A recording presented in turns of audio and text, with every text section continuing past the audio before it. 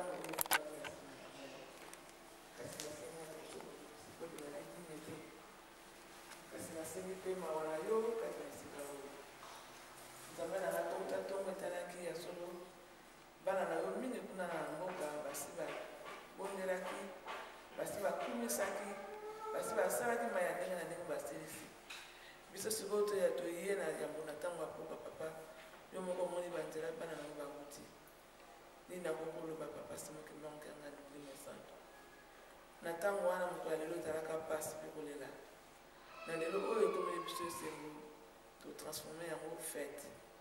Papa ya solo bana na o ba ye kati na sika o yo ko mo papa ni na boko loba na la question wa bonga na bisote kastara ni biso santé ya bana na yo papa mingi bana posa ba ko makati na sika o kasi ba ko kite kote ya solo santé na yo tanga ni biso ba to ba solo santé ko sa ko ni ka to ni na ba ni mingi bana na nza ko ni ya papa ya solo ina ba ko na ni ko ko makati na sika o solo ya se ko na ni na ni ko ta ka vite na wala ni na shi ta na ni ko na papa ko ka ni ya so ni kasi na wala ni no ba ni ko na ni ya o fu ni ko do do se na mai mo so na mo ko sa apa se ni ma ko na mai na fu ka na ta mo la solo ni na ko do ba papa ya tele ni ko so na ko ki te ko ni sa so azali ka sa pa se mo ko ta ma ko na ni tele na sa ma ko na ye na mo ko na ye poete olo ko te lo pasi mo ya solo beto la biso to sa bandini ya solo na senge bai na papa lo ko la yo fumo ni lo pesa biso bo bandi na yo pesa biso sa spirituel ya ngoni la ko zanga biso na kati sika oyo poete ni ngoma na yo ya boli ka biso bana na yo ya solo ni ko mete to na ko to sa wo yo lo bakate papa ya solo ta ni passe pe mawa poete ni ngoma na yo mo santo za ko boikote yango nzambe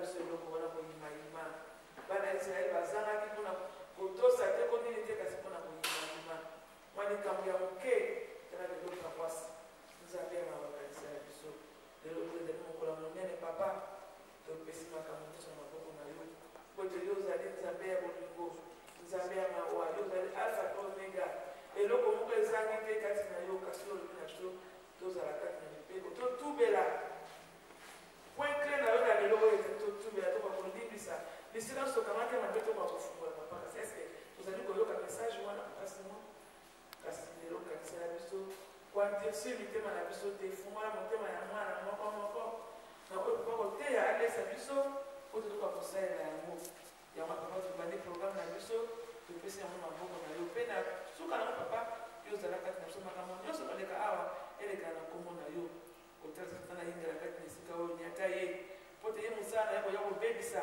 azali kobundisa biso na biso tokomi kobundana mpe kofingana makambo nyonso ya mabe etoni na kati na biso bakembalisi kasi nzambe ya mawa toyebi yo ozali nzambe eloko moko ezali mpepa ino papa yango ala tosengi kimia kati na mokili mobimba kimia kuna na yerusalemi kimia mpe na biso bandimi kati na esika oyo po ete mikoma na yo etongo ya likolo papa na nkombo na yo nzambe tata mwana mpe molimo santo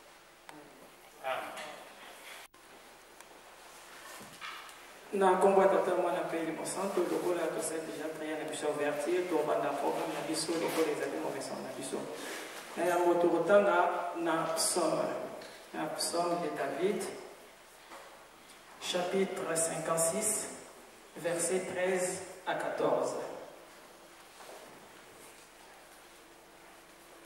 Ce qui te dit la Bible à Bisso,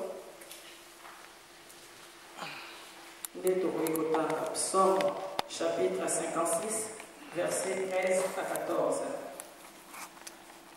Ô Dieu, je dois accomplir le vœu que je t'ai fait. Je t'offrirai des actions de grâce, car tu as délivré mon âme de la mort. Tu as garanti mes pieds de la chute, afin que je marche devant Dieu à la lumière des vivants. Tosuki bongo na koma tatama na pemo limo santo. Tosengi premier tour de chant lokola ezala mo pesa na biso. Isinanga zimfana zeto bau batulunganga tangu zazo kembera yeimbira kembera yeimbira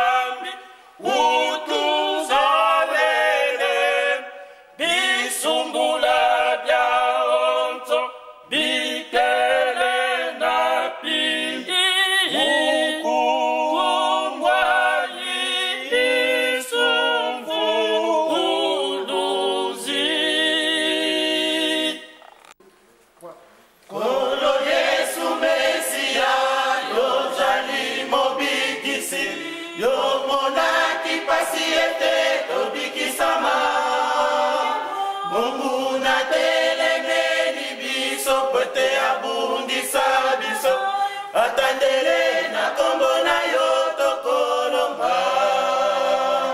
Kolo Yesu Mesia, yo jali mobikisi, yo monaki pasi ete tobikisama.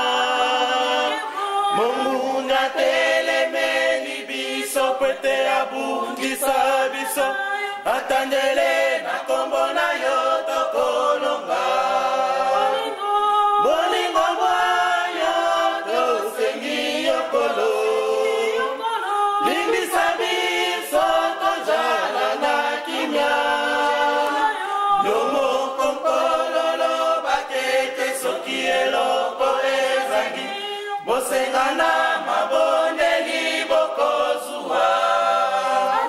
Ata tojali na masumu tata limbisa biso, pwete tosala mosala mwayo kinosuka. Bolingo bwayo tosengi yokolo, limbisa biso tojala na kimia. Yomo konkololo bakete soki eloko ezangi, bosengana mabondeli bokozua. Ata tojali na masumu tata limbisa biso, pweke tosala mosala mwayo kinosuka. Oyo biso tokosambelaka, Nzambe oyo biso tokokumisaka, Nzambe oyo biso tokoyembelaka. Solo Nzambe ya kimbangu tokosambelaka, Nzambe oyo biso tokosambelaka, Nzambe oyo biso tokokumisaka, Nzambe oyo biso tokoyembelaka. Solo Nzambe ya kimbangu. Yemba na esengo, tika tokumisa kimbangu. Yemba na esengo, Nzambe akumisama. Yemba na esengo, tika tokumisa kimbangu. Yemba na esengo, Nzambe akumisama.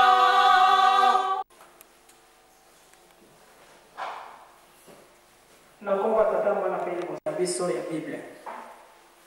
Tokotanga bongo na Deutéronome chapitre 5 verset 1 à 21. Donc mibeko na biso tozwi yango na Deutéronome chapitre 5 verset 1 à 21. Soki tozwi kotanga ezali boye. Moïse convoqua tout Israël et leur dit: écoute Israël, les lois et les ordonnances que je vous fais entendre aujourd'hui, apprenez-les et mettez-les soigneusement en pratique. L'Éternel, notre Dieu, a traité avec nous une alliance à Horeb. Ce n'est point avec nos pères que... Ce n'est point avec nos pères que l'Éternel a traité cette alliance. C'est avec nous qui sommes ici aujourd'hui tous vivants. L'Éternel vous parla face à face sur la montagne, du milieu du feu. Je m'étais alors entre l'Éternel et vous, pour vous annoncer la parole de l'Éternel, car vous aviez peur du feu, et vous ne montâtes point sur la montagne. Il dit: je suis l'Éternel ton Dieu qui te fait sortir du pays d'Égypte, de la maison de servitude. Tu n'auras point d'autre Dieu devant ma face. Tu ne te feras point d'image taillée, des représentations quelconques, des choses qui sont en haut, dans le ciel, qui sont en bas sur la terre, et qui sont dans les eaux plus bas que la terre.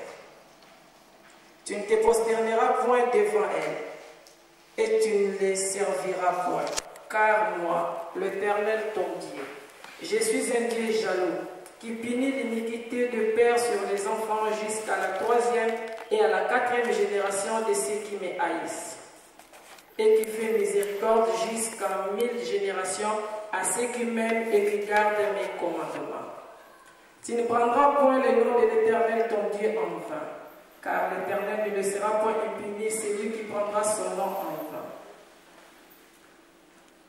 Observe les jours du repos pour les sanctifier, comme l'Éternel ton Dieu te l'a ordonné. Tu travailleras 6 jours et tu feras tout ton ouvrage. Mais le 7e jour est le jour du repos de l'Éternel ton Dieu. Tu ne feras aucun ouvrage, ni toi, ni ton fils, ni ta fille, ni ton serviteur, ni ta servante, ni ton bœuf, ni ton âne, ni aucune de tes bêtes, ni l'étranger qui est dans tes portes, afin que ton serviteur et ta servante se reposent comme toi. Tu te souviendras que tu as été esclave au pays d'Égypte, et que l'Éternel ton Dieu t'en a fait sortir même à main forte et bras étendus. C'est pourquoi l'Éternel ton Dieu t'a ordonné d'observer les jours du repos. Honore ton père et ta mère, comme l'Éternel ton Dieu te l'a ordonné, afin que tes jours se prolongent et que tu sois erré dans le pays que l'Éternel ton Dieu te donne. Tu ne tueras point, tu ne commettras point d'adultère, tu ne déroberas point, tu ne porteras point de faux témoignages contre ton prochain, tu ne convoiteras point la femme de ton prochain, tu ne désireras point la maison de ton prochain, ni son champ, ni son serviteur, ni sa servante, ni son bœuf, ni son âne, ni aucune chose qui appartienne à ton prochain. To suksi bongo na komba tatama na kemo de monsanto nde toleki na 2e tour de chant lokola to banelaki. Tata Nzambe lobamondongo mwayo Pwete mabota masangana Telemisa bendele na vetata Pwete mabota mazuwa kimya Telemisa bendele na vetata Pwete mabota mazuwa kimya Tata Nzambe lobamondongo mwayo Pwete mabota masangana Telemisa bendele na vetata Pwete mabota mazuwa kimya Telemisa bendele na vetata Pwete mabota mazuwa kimya Bila kabiye kolo ola kaka Chikete kolo bimonana Telemisa bendele na vetata Pwete mabota mazuwa kimya Telemisa bendele na vetata Pwete mabota mazuwa kimya Bila kabiye kolo ola kaka Chikete kolo bimonana Telemisa bendele na vetata Pwete mabota mazuwa kimya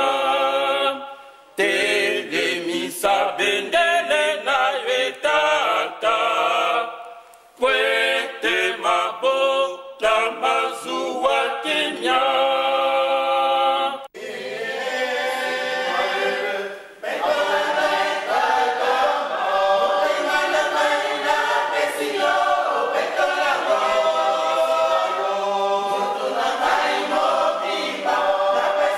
Yo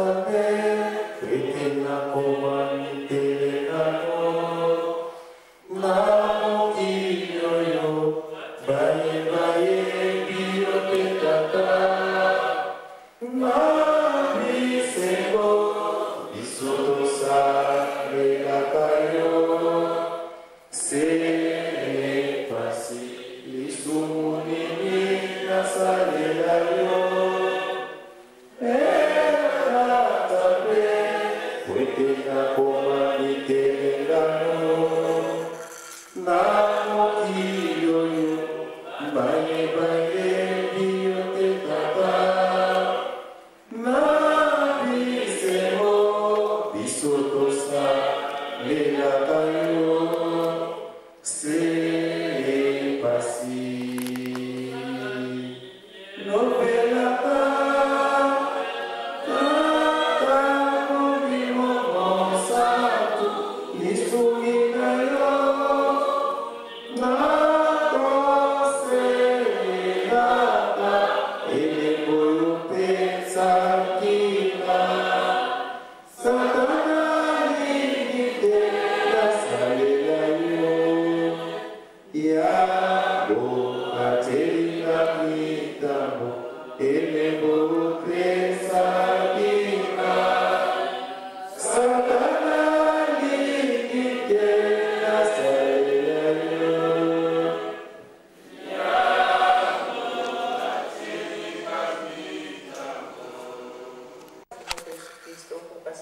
kimbango tuzivutula matondo kwa benu batatu bandongo unazola enkenda tusongele mulungu ekinyanene tata tuka munapimpa lumukiki yantikilingite lokoleki beno lukele yetu munafulumya pila tutukili lukele unangoloseno tata nzambi tubanzilidyaka nkitulendakana mukutula matondo kwange nzambeto wazola ewankenda kwa betu bantu tata tuzifuka mulokoleki nyankokela betu kuko paroisi ya Saint-Paul kumbutu muvutula matondo mulungu ekikyanlongo kyazola kwange kanyangiwa kuluka pasipo betu bantu twavila bonsukuwili musamu kya mwana ngeye walinajaka kutusosa watuvutula na mokumangweba na mkwala katufwene kumuboka mkumba kuyalongo tata tuzelyo mapima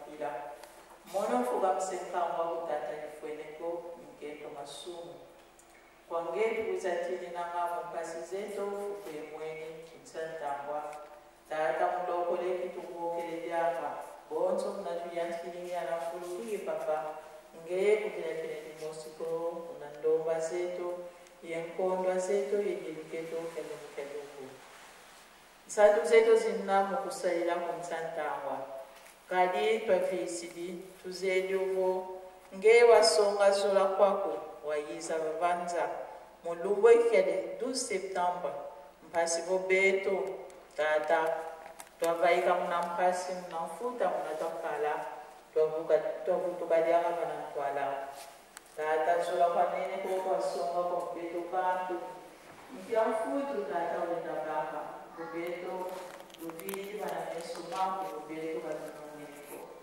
unalungu ekitata tuzifuka majaka mgenza mbeto bonzo kuwili mukati kwanza ya mvimba kwao bantu bako beba woto matula dimu yeboga zene wao tata nsatu zeto botwa lena nunga nsatu zeto kabaka luvuka mukayi zaidi kukili mambasi mazele kumsantangwa mayingi matuzungili tata dilu kwangekilina dilu keto uwangakyo nsatu zeto zezo unangeka katukiyekegele tuzebo mawonto banamokumakumenena tata nkenda za kutadoma kadi lusolo kutata mvule ya nene ya 2011 ngevo watulwakisa munasilu nyaku mawonto wakubikidi paka mutuvilakaneko bika watukutakisa munakindo zimosi mukintwali pasibo twavanga lusolo lwaku pasibo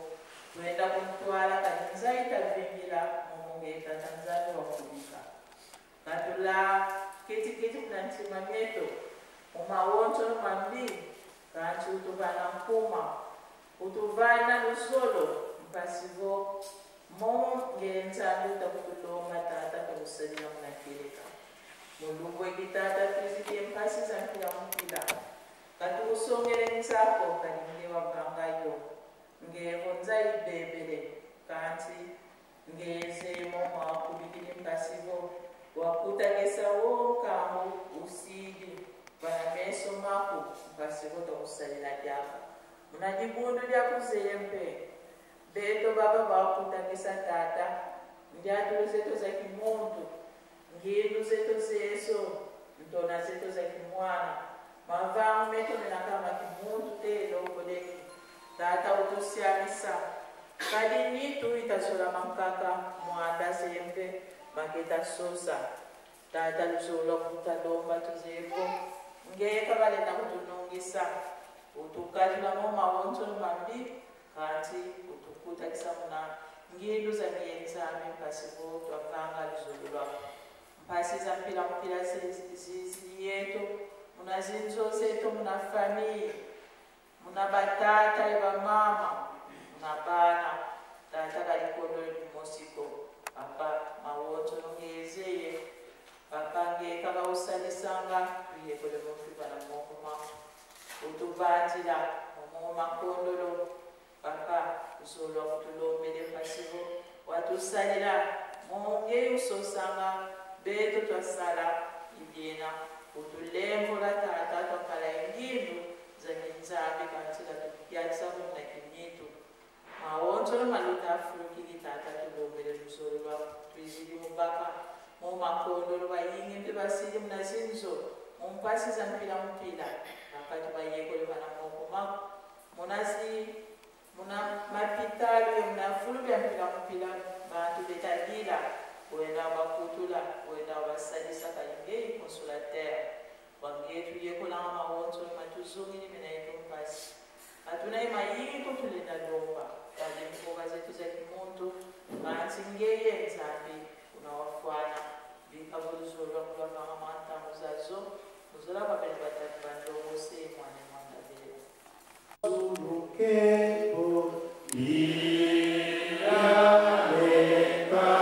Thank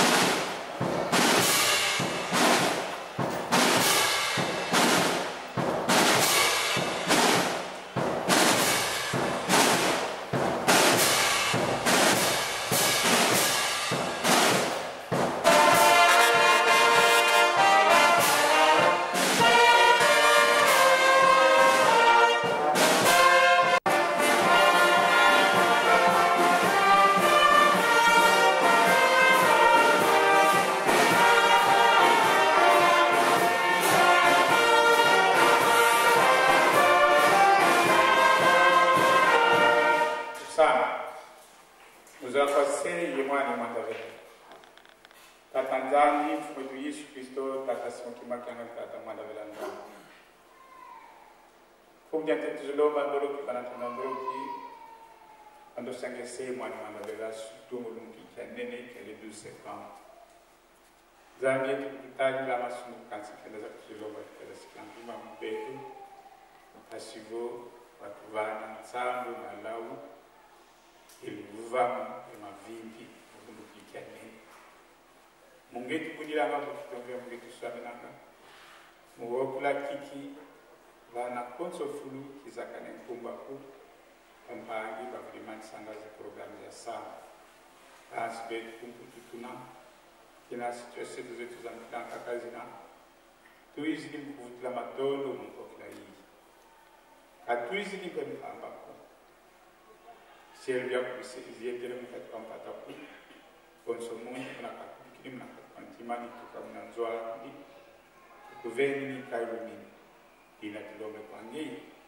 tenti kame kwa matamu kasinya kalame avelela ya sakmuka sakmuna pe miane ni tuzeto sakmuna moko metu sakmuna kisambeto tuvana malau samu kasivu ana konso fulu kena telamana nzambi lungu ya kalama mlonso pe mbe kuni la ngamba ndio mbe tusemina nzambi ya moyo nzambi ya moyo ina mfundo akanga ikinga kwa spirituali wao kwa ile ku nzima passer ni mwana ndavea dans les marots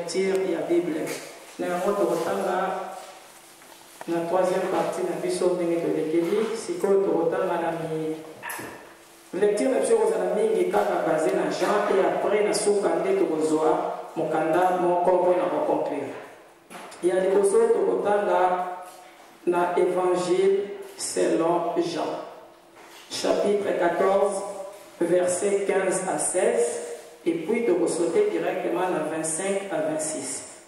De à Jean, chapitre 14, versets 15 à 16, et puis de sauter à 25 et 26. Sauter à Jean 14, de Jean, chapitre 16, versets 12 à 15. Jean chapitre 16, verset 12 à 15. Et Mukanda Asuka Torozwa na Daniel chapitre 2, verset 28. Et après, tout ça, moi, mon retourne à verset 22. Donc, Daniel chapitre 2, verset 28. Après, tout ça, moi, mon retourne à verset 22. Soki tozwi biso nyonso etangeli na biso ezali boye. Jean chapitre 14, 15 à 16 et 25, 26. Si vous m'aimez, gardez mes commandements. Et moi, je prierai le Père, il vous donnera un autre consolateur, afin qu'il demeure éternellement avec vous. Si vous m'aimez, gardez mes commandements. Et moi, je prierai le Père et il vous donnera un autre consolateur, afin qu'il demeure éternellement avec vous. Verset 25. Je vous ai dit ces choses pendant que je demeure avec vous. Mais les consolateurs, l'Esprit Saint, que le Père enverra à mon nom, vous enseignera toutes choses et vous rappellera tout ce que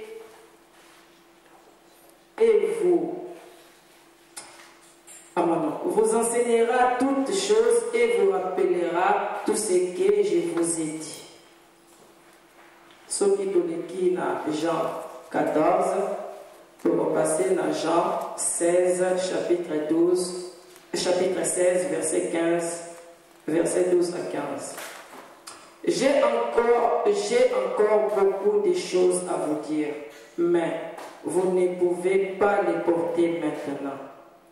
Quand le consolateur sera venu, l'Esprit de vérité, il vous conduira dans toute la vérité.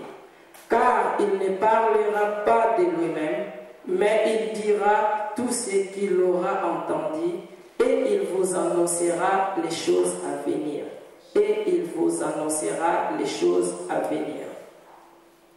Il me glorifiera, parce qu'il prendra de ce qui est à moi, et vous l'annoncera.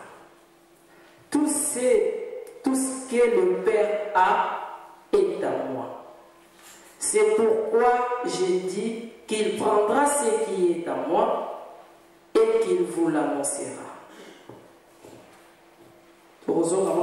Verset 14. Il me glorifiera parce qu'il prendra de ce qui est à moi et vous l'annoncera. Tout ce que le Père a est à moi. C'est pourquoi j'ai dit qu'il prendra de ce qui est à moi et qu'il vous l'annoncera. Ce qui est dans Jean chapitre 16, verset 12 à 15, pour Kende, dans mon kanda, il y a Daniel chapitre 2, verset 28, et puis répliqué dans 22.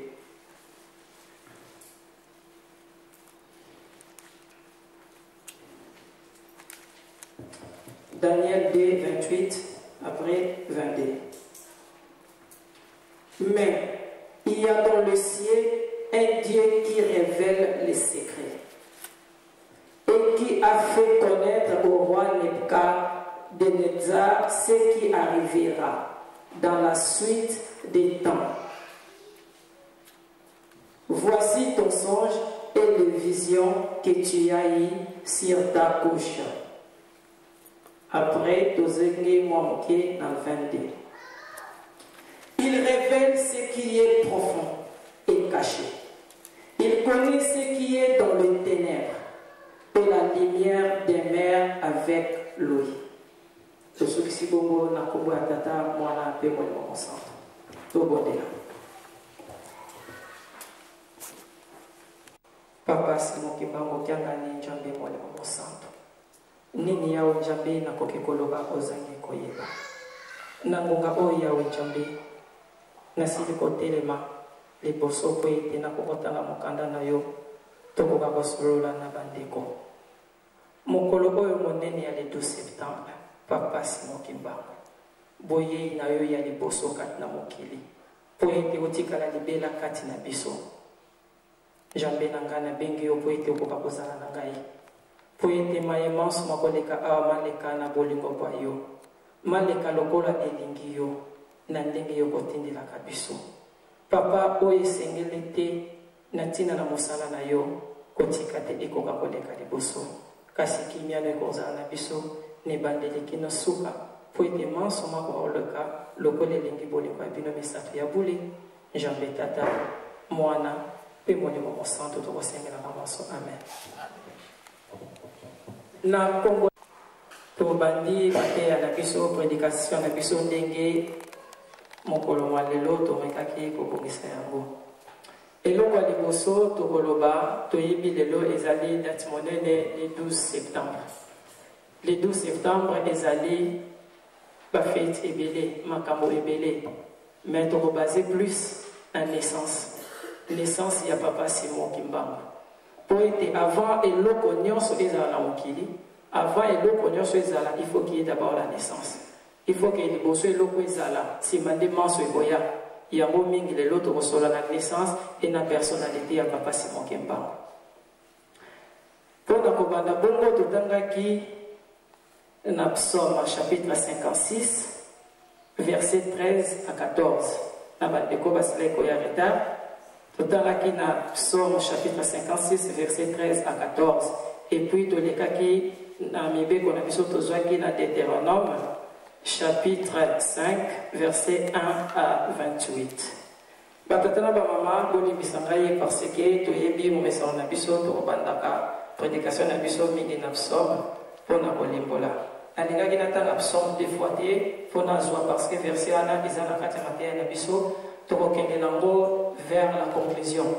Na yango, tu banda plus, na mabeko, et tant que tu reconnais, na souka, tu bolimbola, na biso, donc tu tiki à côté.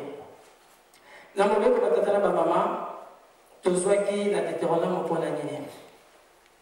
Parce que la Deutéronome, les années, le mot là, titre et arrobé de l'objet, les décalogues répétés. Donc, les années, mon père va répéter les bisons les sous. Pourquoi mon père va répéter les bisons les sous? Parce que bisons bateau. À chaque fois que vous allez peut-être la poser à Goloba, ou à Nancy et Nika. Ou à la Izalaki à Batouya. Mais les lots, ils ont été bisous, pas battu et lobby boyé. Moïse convoqua tout Israël et leur dit: écoute Israël, les lois et les ordonnances que je vous fais entendre aujourd'hui, apprenez-les et mettez-les soigneusement en pratique. Apprenez-les et mettez-les soigneusement en pratique. L'Éternel, notre Dieu, a traité avec nous une alliance à Horeb. Ce n'est point avec nos pères que l'Éternel a traité cette alliance. C'est avec nous qui sommes ici aujourd'hui, tous vivants. Mon père,